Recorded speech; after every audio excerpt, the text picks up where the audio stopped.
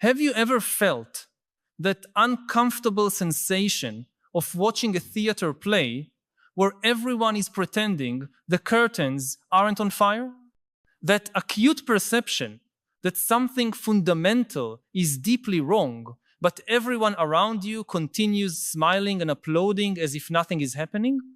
If you're someone who thinks deeply about the world, you probably know this feeling well. It's the suffocating weight of perceiving contradictions that others seem not to see or choose not to see. It's the mental exhaustion of maintaining conversations about trivialities when urgent existential questions are screaming for attention. It's the isolation of realizing that your lucidity has become a burden in a world that values comfortable ignorance. Today we're going to explore why the brightest minds of our generation are reaching a breaking point, unable to continue pretending that everything is fine when it clearly isn't. This isn't just a matter of pessimism or negativity, it's something much deeper and more systematic.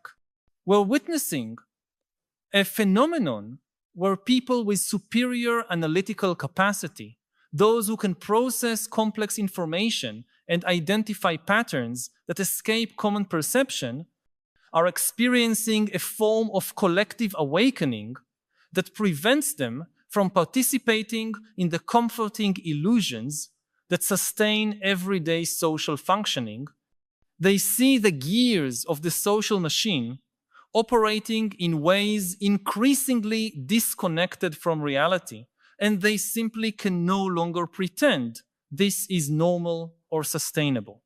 To understand this singular moment, we need to look at the history of human intelligence and its relationship with social structures. For millennia, human societies functioned through a delicate balance between those who questioned and those who simply accepted. The questioners, the thinkers, the analysts have always existed, but traditionally found their place within structures that accommodated their inquisitive nature. Philosophers had their academies, scientists had their universities, social critics had their intellectual circles. There were recognized spaces for disruptive thinking, niches where critical intelligence could flourish without directly threatening the broader social fabric. What has fundamentally changed in recent decades is that these traditional spaces for critical thinking have been gradually co-opted or neutralized. Universities have become machines for producing diplomas and ideological conformity. Media has transformed into a system of entertainment and manipulation. Science has been captured by corporate interests. Philosophy has been relegated to irrelevant academic exercises. And so, for the first time in human history, the brightest minds find themselves without legitimate institutional places to process and express their perceptions about reality. Simultaneously, these same minds are being bombarded with information on an unprecedented scale. Never before in human history has a person had access to so much information about how the world really works. Economic data, scientific studies, geopolitical analyses, social statistics, everything is available to those who have the capacity and curiosity to process it. And when you process this information with an analytical mind, the patterns that emerge are profoundly disturbing. You see the systematic manipulation of public opinion, the regulatory capture of institutions, the extreme concentration of power, accelerating environmental degradation, the collapse of communities, the financialization of basic aspects of human life. And then you look around and realize that most people aren't seeing these patterns or are actively avoiding seeing them This situation creates a form of cognitive isolation that is particularly cruel for intelligent minds. Imagine knowing that the building everyone lives in is structurally compromised, but being unable to convince other residents to take this seriously because they're too busy discussing the color of the curtains. Imagine perceiving that the institutions society trusts are fundamentally corrupted, but discovering that pointing this out makes you labeled as a conspirator, pessimist, or troublemaker. Imagine having the ability to connect dots that reveal deep systemic crises, but living in a culture that only rewards superficial optimism and easy solutions. The result is a growing population of intelligent people who feel like foreigners in their own society. They can no longer genuinely participate in conversations that ignore enormous elephants in the room. They can no longer feign enthusiasm for new products and services when they clearly see how these are designed to exploit psychological vulnerabilities. They can no longer celebrate economic milestones when they understand the hidden costs and externalities. They can no longer participate in social rituals that seem empty or counterproductive to them. And here we arrive at the core of the problem. Our current society not only fails to value critical intelligence, it actively penalizes it. We live in an era where questioning dominant narratives is seen as divisive, where pointing out systematic problems is considered unconstructive, where asking for fundamental changes is labeled as extremist. Society has developed antibodies against critical thinking, creating social and psychological mechanisms that isolate and marginalize those who refuse to accept the status quo. This phenomenon is amplified by the nature of social networks and recommendation algorithms that increasingly shape our experience of reality. These systems are optimized for engagement and conformity, not for truth or deep understanding. They reward tribal and superficial thinking while punishing nuance and complexity. For an intelligent mind that values accuracy and depth, participating in these systems becomes progressively intolerable. It's like trying to have a serious conversation in an amusement park where everyone is screaming and lights are constantly flashing. But perhaps the most disturbing aspect of this situation is how it's affecting the mental health of the people most capable of understanding and potentially solving the problems we face as a species. We're creating a situation where those with the greatest capacity for analysis and synthesis are being systematically alienated and demoralized. It's as if we're deliberately breaking our own navigation instruments at a time when we need them most. The irony is profound. In an era of unprecedented complexity, when we face challenges that require the best of human thinking, we're creating a social environment that makes it impossible for the most capable thinkers to contribute effectively. They become frustrated observers instead of active participants in creating solutions. And the more they see and understand, the more isolated they become, creating a vicious cycle where lucidity becomes a form of social exile. This doesn't mean these people should simply accept isolation or give up trying to make a difference. On the contrary, perhaps it's necessary to recognize that we're in a moment of civilizational transition where the old forms of social and intellectual organization are no longer adequate for the challenges we face. Perhaps it's necessary to create new structures, new spaces, new forms of community that can accommodate and value deep critical thinking. We may be witnessing the birth of a new form of collective consciousness, one that emerges precisely through those who can no longer pretend that everything is fine. This consciousness may be initially painful and isolating, but it may also be the necessary first step for a broader transformation. After all the great civilizational leaps of humanity began with individuals or small groups who were able to see beyond the comforting illusions of their time. The question then becomes, how can these awakened minds find each other and form communities of thought and action that are both intellectually honest and emotionally sustainable? How can they create spaces where depth of perception is valued instead of penalized? How can they contribute to building viable alternatives instead of simply becoming isolated critics? I need to pause for a moment to ask you directly, do you recognize yourself in this description? Do you also feel this exhaustion from having to pretend that obviously problematic things are normal?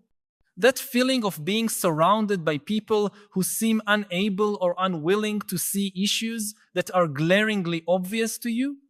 I know it can be lonely to carry this perception, especially when society pressures us to maintain a facade of optimism and normalcy. But your lucidity isn't a defect. It's a gift that the world desperately needs. If this feeling resonates with you, share your experience in the comments.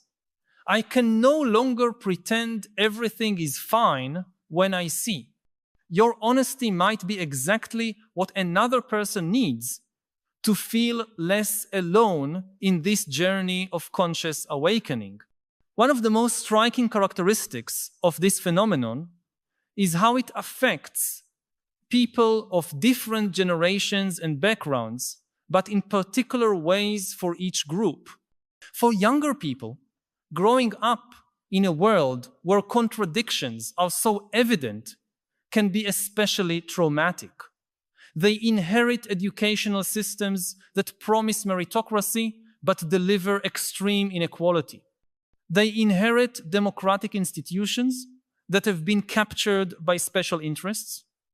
They inherit a planet with collapsing ecosystems and an economy based on infinite growth in a finite world.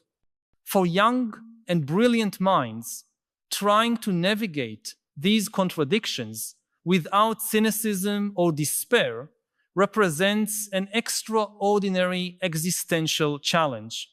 For older generations who build their identities and careers within existing systems, the awakening can be even more painful. Recognizing that you've dedicated decades of your life to institutions that may be fundamentally dysfunctional or even harmful requires tremendous moral courage. It's much easier to continue pretending everything is fine than to face the possibility that your professional life may have contributed to problems you now see clearly. And then there are those in middle age who are caught between these two experiences.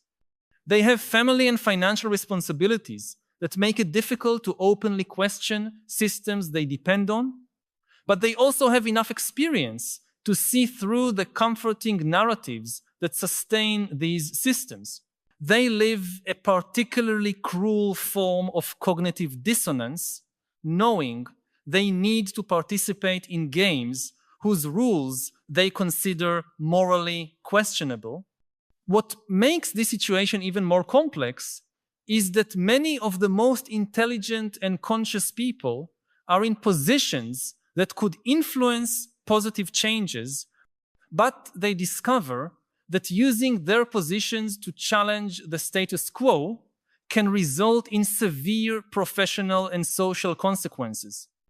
Doctors who question medical practices with financial motivations, teachers who challenge educational dogmas, journalists who point to conflicts of interest in their own organizations, scientists who raise questions about research integrity, all face real risks for simply being honest about what they observe.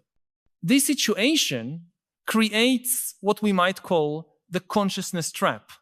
The more you understand how systems really work, the harder it becomes to participate in them authentically, but the more dependent you become on them for your economic and social survival. It's a modern form of servitude that is particularly cruel because it's based on knowledge rather than ignorance. But perhaps it's precisely this tension that's forcing the emergence of new forms of human organization. When established systems become so dysfunctional that the most capable minds can no longer operate within them authentically, this creates evolutionary pressure for the development of alternatives. We're already seeing the beginning of this process in various areas: resilient local communities, collaborative economy, alternative education, independent media, decentralized currencies, regenerative agriculture. The challenge is that these emerging alternatives are still fragile and small compared to the systems they're trying to replace. And the people who could contribute most to their development are often trapped in existing structures by economic or family necessities. This creates a situation where the transition to new models can be painfully slow, requiring conscious people to maintain a difficult balance between pragmatic participation in dysfunctional systems and contribution to healthier alternatives. A particularly important dimension of this issue is how it affects personal relationships. When you develop clear awareness about systematic problems that others prefer to ignore, this inevitably creates tensions in relationships with family, friends, and colleagues who still operate within conventional narratives. You find yourself constantly making choices between intellectual honesty and social harmony. You learn to censor your deepest perceptions to maintain relationships, but this self-censorship gradually erodes your authenticity and vital energy. This dynamic is especially challenging in intimate relationships, where the difference in perception of reality can create a fundamental chasm. How do you maintain emotional closeness with someone who lives in a fundamentally different reality from yours? How do you create genuine intimacy when you constantly need to filter your most honest perceptions? How do you balance love and honesty when these seem to be in conflict? The answer isn't simple, but probably involves finding ways to communicate difficult truths with compassion and patience, recognizing that awakening to uncomfortable realities is a gradual and individual process. It also involves seeking communities where you can express your complete understanding of reality without fear of judgment or rejection, creating spaces of emotional and intellectual refuge. And here we arrive at a crucial insight.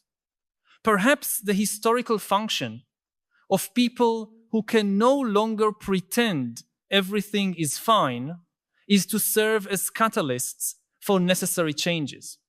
Their inability to maintain comforting illusions may be exactly what forces society to confront realities it would prefer to avoid. The refusal to participate in dysfunctional normalities may create spaces for healthier alternatives to emerge, In other words, the isolation and alienation that many intelligent people feel today may not be a personal failure or psychological dysfunction, but rather a natural and necessary response to genuinely problematic social conditions. Just as fever is the body's response to infection, the inability to accept dysfunctional normalities may be consciousness's response to toxic civilizational conditions. This doesn't make the experience less painful, but it can help contextualize it as part of a larger process of cultural transformation. And it may suggest that instead of trying to better adapt to dysfunctional systems, conscious people may benefit more from focusing on how to contribute to creating alternatives more aligned with their values and perceptions. An important part of this journey involves developing what we might call conscious resilience, the ability to maintain perceptual clarity and moral integrity in environments that discourage both. This requires specific practices of mental and emotional self-care, as well as strategies for finding community and purpose, even in conditions of broader social isolation. It also requires developing discernment about when it's worth trying to educate or influence others, and when it's wiser to simply focus on creating alternatives. Not all people are ready or willing to question fundamental narratives about how the world works, and trying to force this process can be counterproductive for both them and you. But perhaps most importantly, it's recognizing that this era of transition, however challenging it may be, also represents a unique historical opportunity. Never before have so many people had access to information about how systems really work. Never before have the tools to create alternatives been so widely available. Never before has the need for fundamental changes been so evident to so many intelligent people simultaneously. What seems to be emerging is a new form of collective consciousness that transcends traditional divisions of left versus right, liberal versus conservative, religious versus secular. It's a consciousness based on direct perception of reality instead of ideological adherence, on systematic thinking instead of tribal thinking, on individual and collective responsibility instead of victimization or domination. This emerging consciousness is creating unexpected connections between people who may disagree about specific solutions, but share a commitment to intellectual honesty and moral integrity. It's generating innovations in how we organize communities, how we educate children, how we produce and distribute resources, how we make collective decisions, how we care for each other and the planet. And it's forcing a fundamental re-evaluation of basic questions about how we want to live. What constitutes a meaningful life? How do we balance individual and collective needs? What kind of legacy do we want to leave for future generations? How do we create systems that serve human flourishing instead of just economic growth? These are not questions that can be answered through marketing techniques or emotional manipulation. They require exactly the kind of deep and honest thinking that intelligent people naturally gravitate toward, but which our current society makes so difficult to express and implement. If these reflections have touched something you've been feeling but perhaps haven't found words to express, know that you're not alone in this journey. There's a growing community of people who share this broader vision and this commitment to authentic change.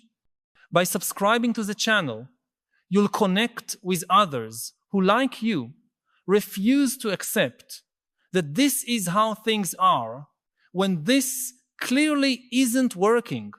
Each week, we explore these deep questions together and look not just to better understand our world, but also to find practical ways to contribute to its transformation. This isn't just an intellectual conversation. It's an active exploration of how we can live according to our deepest perceptions and create spaces where others can do the same. Subscribe to continue this essential journey of conscious awakening and compassionate action in a world that desperately needs both. The truth is, we can no longer pretend everything is fine because it simply isn't. But recognizing this doesn't have to be a source of despair. It can be the first step toward something new, something better, something more aligned with who we really are and what we truly value. And perhaps, just perhaps, our collective refusal to maintain comforting illusions is exactly what our species needs to navigate the extraordinary challenges ahead and create a future worthy of our greatest wisdom and compassion. Information isn't truth. Most information is junk. Yeah. It's fiction and delusion and lies, and there are three reasons for it. First of all, the truth is costly, whereas fiction is cheap. You want to produce a truthful account of an economic crisis, of history, of whatever it is, you need to invest time, money, effort in doing research, analyzing. If you just write the first thing that comes to your mind, it's cheap. Secondly, the truth tends to be complicated because reality is complicated. Yes.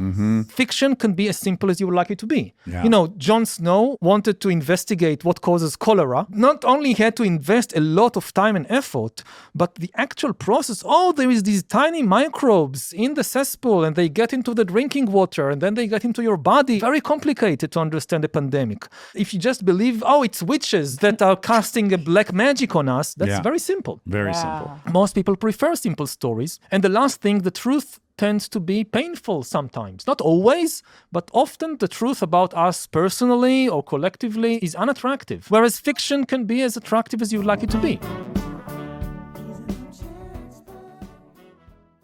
One of the reasons that the order of the world is collapsing is that we have deficit of trust. And it makes us extremely vulnerable to AI. And it also guarantees a very dangerous kind of AI that will try and probably succeed in taking the world from us. You can think about AIs as the children of humanity. When you try to educate children, there are the things you say to them, and there are the things they observe you actually do. And your behavior has far more influence on their education than what you tell them to do. So if we kind of tell our AIs, don't be power hungry, don't be untrustworthy, don't cheat, don't lie, don't manipulate, and then the AI observes us constantly manipulating and cheating and grabbing power, the AI will learn from how we behave.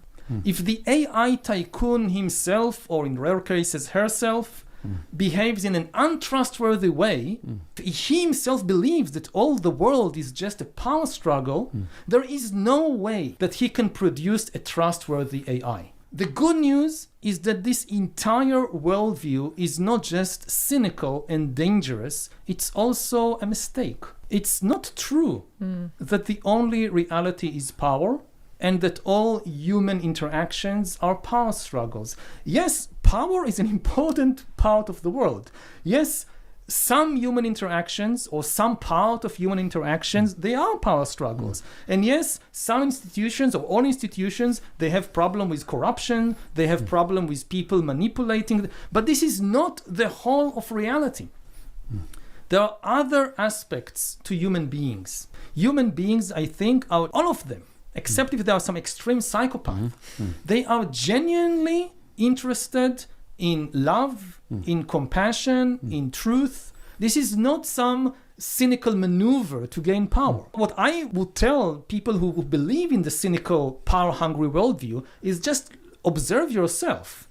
Is this the way you think about yourself? Do you think that you yourself don't care at all about the truth and you just want power? Probably not. You probably think you're different. If you have a better view of yourself, why aren't you charitable enough to acknowledge that other people, just like you, might also be really interested in knowing the truth or in having loving relationships with other beings? This is where we can start to build a more trustworthy philosophy, which is the only stable foundation for a good society and also for benevolent AIs. Once an entity has the capacity to suffer, it enters the ethical realm. It becomes an ethical subject. To burn a chair is not an ethical issue because the chair can't suffer. When you harm an animal, a sentient being, this is an ethical issue because it can suffer. And there are so many political discussions which revolve around that. For instance, the whole discussion of abortion. It's not the only issue, but a